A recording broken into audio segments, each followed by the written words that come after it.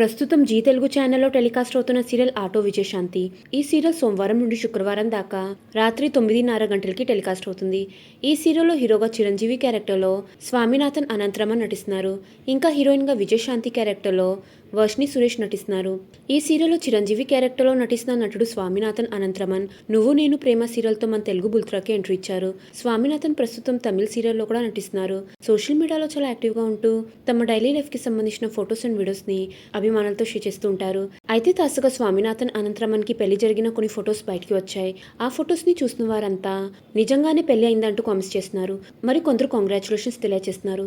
అయితే Swaminathan అనంతరమన్ wedding photos తమిళ్లో Mahanadi serial shooting కి సంబంధించినవి.